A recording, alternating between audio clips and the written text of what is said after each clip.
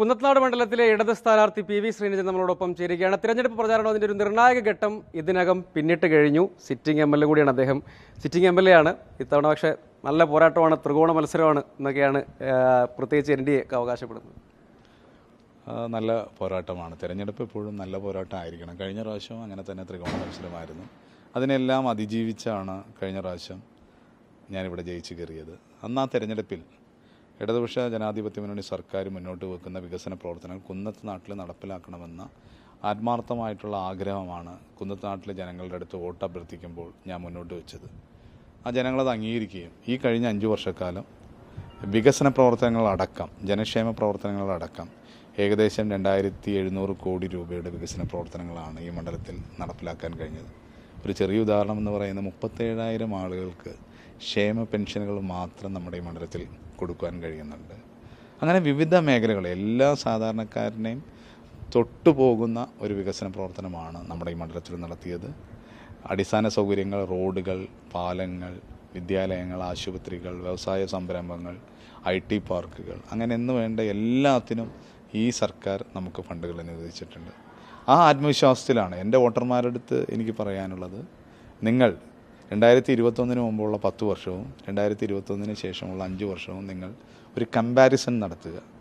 അതിനുശേഷം നിങ്ങളുടെ MLA ഈ മണ്ഡലത്തിൽ വികസന പ്രവർത്തനങ്ങൾ നടത്തിയെന്ന് നിങ്ങൾക്ക് ബോധ്യമുണ്ടെങ്കിൽ നിങ്ങൾ ഒരു തവണ കൂടി എനിക്ക് വോട്ടുകൾ നൽകി വിജയിപ്പിക്കണമെന്നാണ് എൻ്റെ അഭ്യർത്ഥന.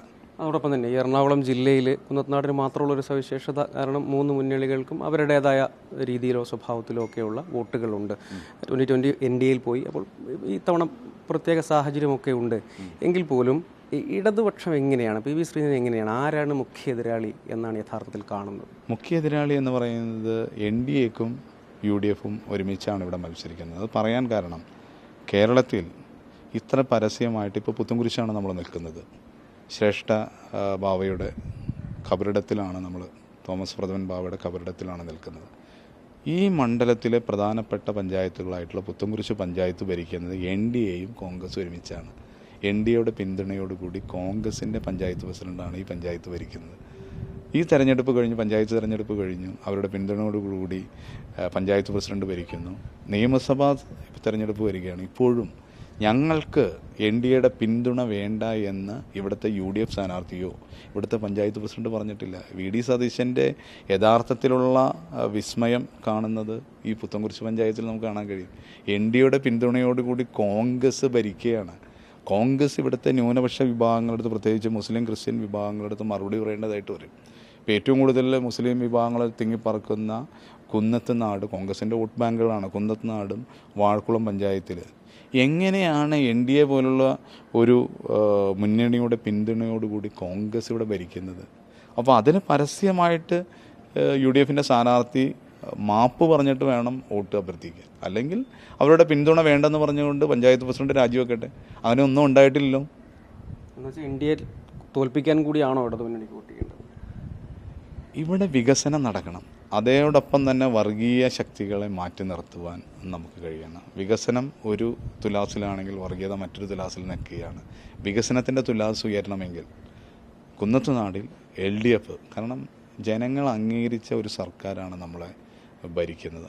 ആ ഭരണ തുടർച്ചയ്ക്ക് വേണ്ടിയിട്ടാണ് പ്രിയപ്പെട്ട ജനങ്ങളുടെ അടുത്ത് ഞാൻ വോട്ടുകൾ അഭ്യർത്ഥിക്കുന്നത്. നമ്മുടെ നാടിനെ കരാള ഹസ്തങ്ങളിൽ നിന്നും, കോർപ്പറേറ്റ് രാഷ്ട്രീയത്തിൽ നിന്നും, വർഗീയ രാഷ്ട്രീയത്തിൽ നിന്നും വിമുക്തമാക്കിക്കൊണ്ട് വികസനത്തിൻ്റെ പുതിയ കാഴ്ചപ്പാടോട് മുന്നോട്ട് പോകുന്ന LDF സർക്കാർ ഈ നാടിന് ആവശ്യമാണ്. അങ്ങനെയാണെങ്കിൽ നിങ്ങളുടെ ജനപ്രതിനിധി, നിങ്ങൾക്ക് വേണ്ടി 5 വർഷം ഞാൻ വികസന പ്രവർത്തനങ്ങൾ നടത്തിയിട്ടുണ്ടെന്ന് നിങ്ങൾക്ക് തോന്നിക്കഴിഞ്ഞാൽ പ്രിയപ്പെട്ടവരെ, നിങ്ങൾ എനിക്ക് വോട്ട് ചെയ്യുക. ഈ 2020 പഞ്ചായത്ത് തെരഞ്ഞെടുപ്പിൽ ഏറ്റവും ഒടുവിലാണെങ്കിൽ പഞ്ചായത്ത് തെരഞ്ഞെടുപ്പിൽ പോലും വോട്ട് തേടിയ രീതിയിലല്ല ഇപ്പോൾ നിയമസഭാ തെരഞ്ഞെടുപ്പിനെ സമീപിക്കുന്നത്. വെച്ചാൽ അവർ NDA മുന്നിലേക്ക് മാറി. അപ്പോൾ അതെങ്ങനെയാണ്, അതിൻ്റെ ഒരു ഇമ്പാക്റ്റ് എങ്ങനെയാണ് കാണുന്നത്? ഇവിടെ ആളുകൾ അത് തിരിച്ചറിയുമോ? 2020 തിരിച്ചറിയാൻ പോവുകയാണോ? അല്ലെങ്കിൽ എങ്ങനെയാണ് LDF അതിനെ കാണുന്നത്? ഞാൻ കഴിഞ്ഞ 5 വർഷം കൃത്യമായിട്ട്, ഞാൻ ആദ്യമൊക്കെ പറയുമ്പോൾ ആരും അത് വിശ്വസിച്ചിരുന്നില്ല. ശ്രീ സാബു ജേക്കബ് എന്നെങ്കിലും NDAയുടെ പാളയത്തിലെത്തുമെന്ന് ഞാൻ വിശ്വസിച്ചിരുന്നു. ആ വിശ്വാസം ഇപ്പോൾ പഞ്ചായത്ത് തിരഞ്ഞെടുപ്പ് കഴിഞ്ഞപ്പോൾ നമുക്ക് മനസ്സിലായല്ലോ. അദ്ദേഹത്തിൻ്റെ രാഷ്ട്രീയം എന്ന് പറയുന്നത് അദ്ദേഹത്തിന് വേണ്ടിയുള്ള രാഷ്ട്രീയമാണ്. അദ്ദേഹം കുറേ ആളുകളെ പല കാര്യങ്ങളും പറഞ്ഞ് തെറ്റിദ്ധരിപ്പിച്ച് അദ്ദേഹത്തിൻ്റെ കൂടെ കൂട്ടി. പക്ഷേ ആ ആളുകളെ അളന്ന് തൂക്കി NDA മുന്നണിക്ക് കൊണ്ടേ വിറ്റു എന്ന് തന്നെ നമുക്ക് ഈ അവസരത്തിൽ പറയാൻ കഴിയും. ഇത്തവണ തൂക്കാൻ പറ്റും എന്താ ആത്മവിശ്വാസം തന്നെയാണ്. ജനങ്ങൾ ഇവിടെ ചർച്ച ചെയ്യുന്നത്, ഞാനിപ്പോൾ വികസന രേഖ ചെയ്ത കാര്യങ്ങൾ കൃത്യമായിട്ട് ജനങ്ങളുടെ മുന്നിലേക്ക് വികസന രേഖ തയ്യാറാക്കി തന്നെ കൊടുത്തു, പുസ്തകമാക്കി കൊടുത്തിട്ടുണ്ട്. ജനങ്ങളത് പഠിച്ച് വിലയിരുത്തുന്നുണ്ട് ഈ മണ്ഡലം എങ്ങനെയായിരുന്നു. അപ്പോൾ എൻ്റെ അടുത്ത് എനിക്ക് ഒരു അഭ്യർത്ഥന, ഇപ്പോൾ ഉള്ള 2 NDAയുടെ ആണെങ്കിലും UDFന്റെ ഒറ്റ സ്ഥാനാർത്ഥികളാണ്. അവർ രണ്ടുപേരും പറയുന്നത് സഹോദരൻ എന്തോ BJP പോയെന്നോ അങ്ങനെ എന്തോ UDF സ്ഥാനാർത്ഥി പറയുന്നത്. ഇതൊക്കെ തെറ്റിദ്ധരിപ്പിക്കുന്ന ഈ 5 വർഷവും 10 വർഷവും ഇല്ലാത്ത കാര്യങ്ങൾ ഇപ്പോൾ തെരഞ്ഞെടുപ്പ് ആയി കഴിഞ്ഞപ്പോൾ ഈ ഇത്രയും 4.25 കൊല്ലം 2020-ക്കോ NDAക്കോ UDFനോ എന്നെക്കുറിച്ച് ഒരു പരാമർശമില്ല. തെരഞ്ഞെടുപ്പ് ആയിക്കഴിഞ്ഞപ്പോൾ വ്യക്തിഹത്യ ചെയ്യുന്ന തരത്തിലേക്ക് വികസന പ്രവർത്തനങ്ങളല്ല ഇവിടെ ചർച്ച ചെയ്യുന്നത്. അപ്പോൾ അതിനൊന്നും അവർക്കൊന്നും ഒരു മറുപടി ഇല്ലാത്തതുകൊണ്ട് ഇത്തരം നുണപ്രചരണങ്ങളും ബാക്കിയുള്ള കാര്യങ്ങളും പറഞ്ഞുകൊണ്ട് ജനങ്ങളെ തെറ്റിദ്ധരിപ്പിച്ചുകൊണ്ട് ഞാൻ ഈ 5 വർഷം ഇവിടുത്തെ സാധാരണക്കാരായ ജനങ്ങളുടെ കൂടെ പ്രവർത്തിച്ച ഒരാളാണ്. അവരുടെ പ്രശ്നങ്ങളിൽ ഇടപെട്ടുകൊണ്ട് നിയമസഭയിൽ 5 വർഷക്കാലം നിരന്തരമായിട്ട് 1000-ഓളം ചോദ്യങ്ങൾ ചോദിക്കുകയും 92% എനിക്ക് അവിടെ ഹാജരുള്ള ഒരാളാണ്.